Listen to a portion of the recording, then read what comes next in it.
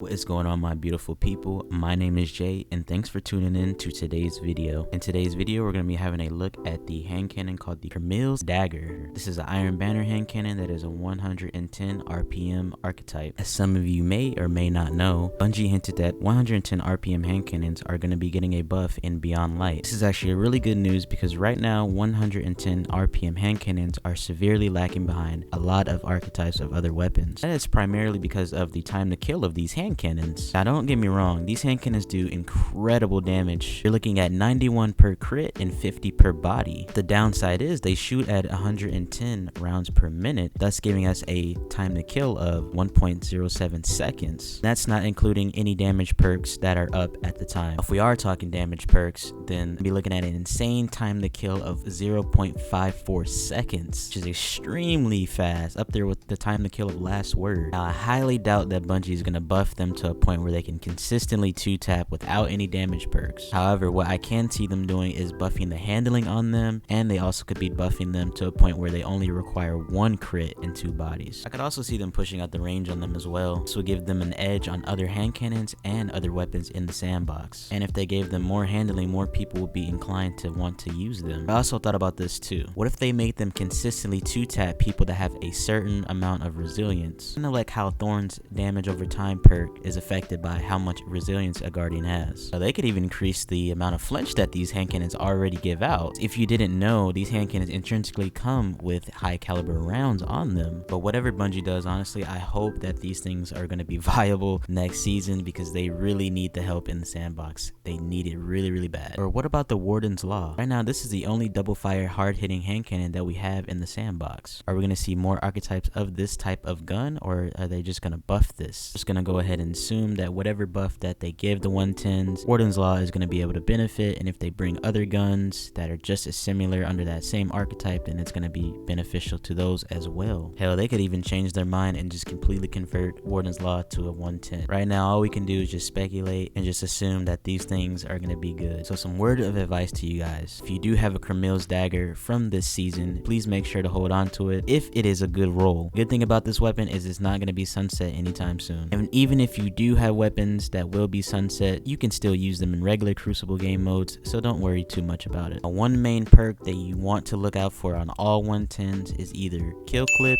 or Rampage. Those are the most sought after perks because they allow your gun to hold more consistency and they allow you to chain kills back to back easier. Let's say you're someone who has a 110 but you don't have either of those damage perks and you want to try it out anyway. I'm going to show you guys some alternatives on the screen of what you can use instead. So the perk list you're looking at, on the left side we got CRIMIL'S Dagger, and on the right we have True Prophecy. So as you can see, both weapons have perks that the other does not have, and as you can see, CRIMIL has more of a variety of options to choose from the perk list. So let me start off first. CRIMIL has Snapshot, it has Triple Tap, Auto Loading Holster, Moving Target, Threat Detector, and even Hipfire Grip. No one's gonna use that, but it's there. Now let's look at True Prophecy. It has Overflow, Demolitionist, Elemental Capacitor, and Grave Robber. If you have either of these weapons and they do not have a damage increasing perk, the next best thing you should be looking for is Explosive Payload. Now Explosive Payload is going to give you more of an edge in your gunfights. I say this because visually it grants more flinch towards the other person's screen, and the Explosive Payload portion of the bullet is going to do full damage when you're trying to hit from those further ranges. Now the good thing about this perk is it applies to both weapons. So now that we crossed that off the list for True Prophecy and CRIMIL, the next best thing I'm going to be looking at is Demolitionist. I don't really care too much for Elemental Capacitor. It's not really that great in my opinion, but someone else may like it. But I would rather go for something that can actually enhance my own, my own build. Now Overflow is another great perk that you can utilize for PvE and PvP, but sadly CRIMIL does not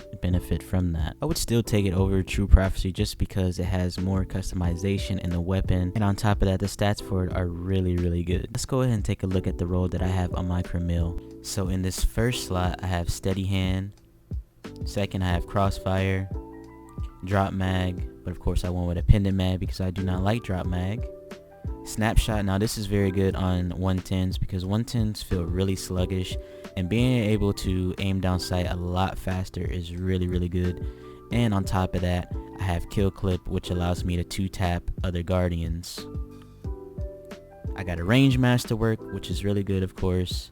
and I threw on a targeting adjuster because I wanted to see, you know, how the aim assist would feel at longer distances and up close. So I don't know if I would call that exactly a god roll, but it's really good and it gets the job done for what it does right now. Don't underestimate this thing. This thing can be really lethal when I get that kill clip to prop. And if you pair it up with the right weapons, you're gonna have a very, very deadly loadout. So I thought about pairing this weapon up with a bow, and I was like, it's a little too slow for me. So I decided that maybe the Aikilos SMG would have been a really good pair with it, and I wasn't disappointed at all. It really was a great pair. As you guys know, I'm going to be putting up some gameplay for you to enjoy. I'll be showing you what I'll be using to complement the build. If you enjoyed the video, make sure to hit that like button. If you're new, make sure to check out my other videos. Hit that sub button and turn post notifications on so you'll be notified whenever I drop a new video. Hope you guys enjoy the video. Hope you guys have a good day. Alright, I'm Jay and I'm out of here. Peace. It's actually a pretty good map. See if we can get this dude. Oh, I'm missing my shots, bro. What the hell? What was he doing? I'm gonna try to chill around this area for a little bit. Probably like farm spawns.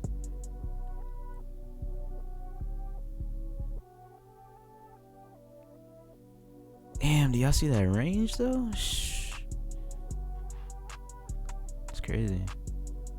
Got the 2-tap. Okay, we got the 2-tap again. I thought we weren't gonna get that. It's a grenade launcher. See you later with their horde.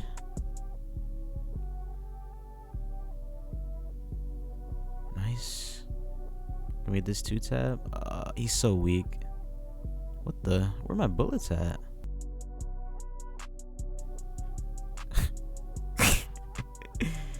Dude, he's so lost, bro. 2-tap? Let's go.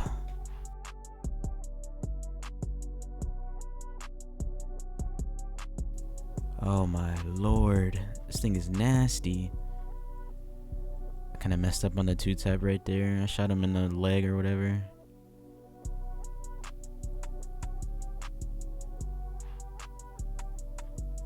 Bro. Let's just chill for a little bit. See what they're doing. I don't see anybody on my side of the map. Like, I guess they're just over there chilling. Yeah, there's nothing over here. Oh, you're weak. Gotta be. Yep. See somebody else pulling up. Oh, he's got a grenade. And he's got a grenade launch. Oh my god. Ooh, last word. Let's go. We get out of there, boys. Oh my god, we might be dead here. I'm gonna just pre-fire this. There we go. And yeah, I knew he was gonna do that. And we're already at 17 on the score. Oh shoot. The game's almost over already. What the heck? Did y'all see how I hugged that wall right there and just used it as cover and peek shot? Just gross, man. Damn, it's over. That was crazy, bro. Honestly, I used that that cover like really well towards the end right there, because like you gotta kind of do that with 110s. Like sometimes you just gotta peek shoot with them, especially if someone else is like, you know, using a hand cannon as well, because usually if you're getting in a duel with like a 150, you're gonna die. Man, this thing is good. I can't wait till next season, bro. It's gonna be crazy. It's gonna be crazy.